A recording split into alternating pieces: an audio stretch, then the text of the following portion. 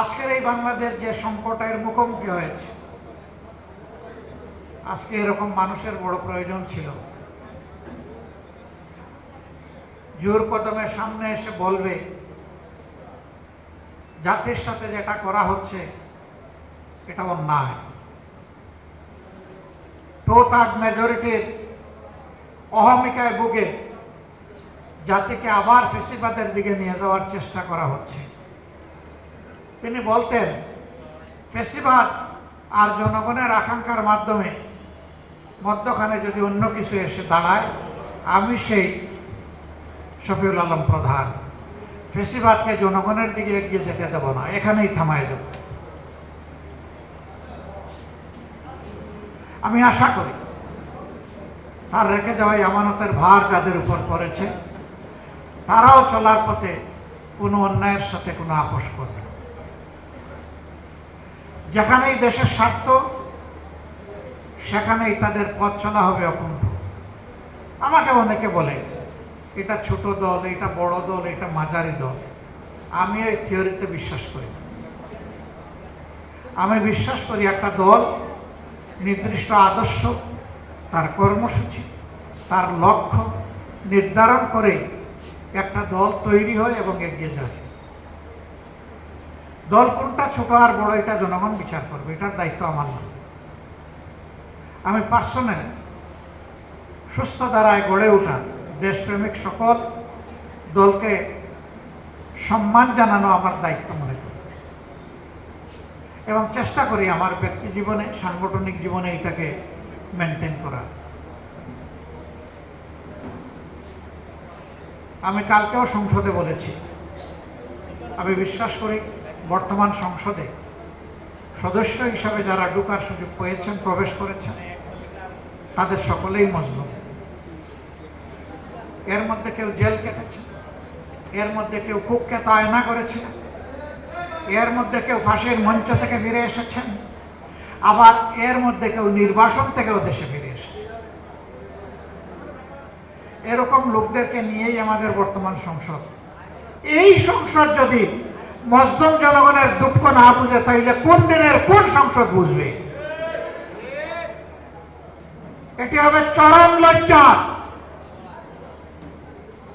54 বছরের দফায় দফায় যে ফ্যাসিবাদ বাঙালি বাংলাদেশি জাতিকে এগিয়ে যেতে দেয়নি, সেই ফ্যাসিবাদকে 24-এর বিপ্লবীরা ছুঁড়ে মেরেছিল বঙ্গোপসাগরে, নালায় নর্দমায় ফেলে দিয়েছিল। এখন সেই নর্দমা থেকে এটাকে তুলে আনতে চায় তারা। মনে রাখা দরকার, এই প্রজন্ম প্রমাণ করে দিয়েছে, এ প্রজন্ম যখন জেগে উঠে তখন মাসের পর মাস আর বছরের পর বছর আন্দোলন করার প্রয়োজন হয় না। তখন ওদের বুক চিতিয়ে যুদ্ধ করার সিদ্ধান্তই ফ্যাসিবাদীদের কলিজায় কাফন ধরিয়ে দেওয়ার জন্য যথেষ্ট। আমরা বিশ্বাস করি এই প্রজন্ম যথাযথভাবেই ফ্যাসিবাদের বিরুদ্ধে এখনো তাদের অবস্থান স্পষ্ট। আমরা তাদের সাথে আছি, তারাও আমাদের সাথে আছে। আমরা আপনাদেরকে কথা দিচ্ছি, প্রিয় বাংলাদেশে রক্তমূল্য, জীবন মূল্য, জেল মূল্য, যত মূল্য দিতে হয়, ফ্যাসিবাদকে আর আমরা ফিরে আসতে দিব না ইনশাআল্লাহ। এবং এই লড়াই কোনো দলের জন্য নয়, গোষ্ঠীর জন্য নয়, ব্যক্তির জন্য নয়। মদ জায়গায় থাকবে আর শুধু বোতল পরিবর্তন করা হবে, এটা আমরা চাই। আমাদের এই জেনজিরা একজনকে সরাইয়া আরেকজনকে বসানোর জন্য এখানে আন্দোলন করে নাই। তারা ব্যক্তির এবং লিঙ্গের পরিবর্তন করার জন্য এই যুদ্ধ করে নাই, লড়াই করে নাই। তারা লড়াই করেছে যে বন্দোবস্ত এই জাতিকে ফ্যাসিবাদের জাতাকলে পিষ্ট করেছিল, সেই বন্দোবস্ত পরিবর্তনের জন্য। আমাদেরও লড়াই তাই। আমরা বিশ্বাস করি ন্যায় এবং ইনসাফের ভিত্তিতে একটা দেশ এবং জাতি গঠন করতে হলে একটা দলের নিজের ভিতরেই আগে ন্যায় ইনসাফ এবং গণতন্ত্রের চর্চা হতে হবে। যারা নিজের দলের মধ্যে গণতন্ত্রের চর্চা করতে পারে না, যাদের নিজেদের নেতা কর্মীদের হাতে নিজেদের নেতা কর্মীরাই নিরাপদ নয়, তারা 18 কোটি মানুষের নিরাপত্তা দিতে পারবে না। তারা জনগণকে গণতন্ত্র উপহার দিতে পারবে না।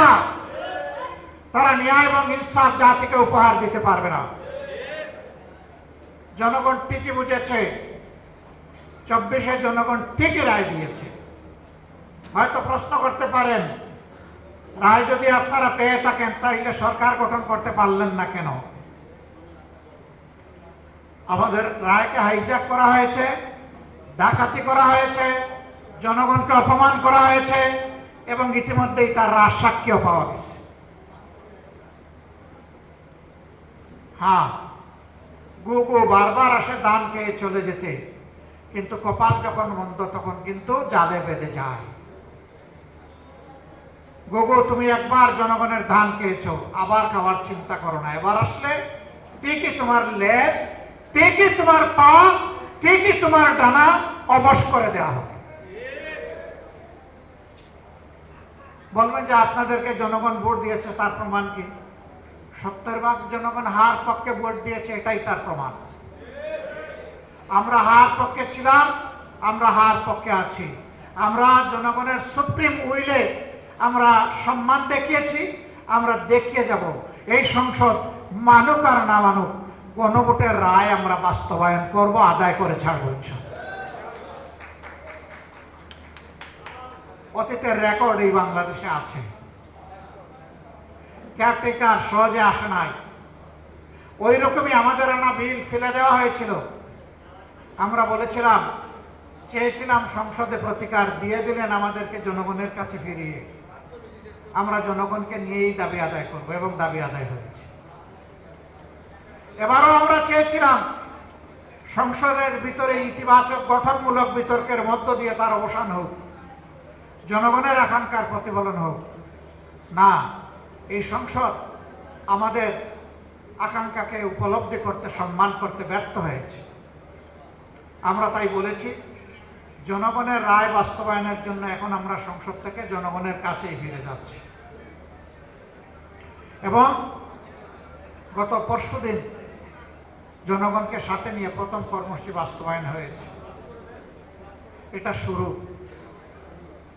এর ভিতর দিয়ে ইনশাআল্লাহ যে আন্দোলন গড়ে উঠবে, এটা কোনো দল, ব্যক্তি, গোষ্ঠীর জন্য হবে না, এটা হবে 18 কোটি মানুষের জন্য।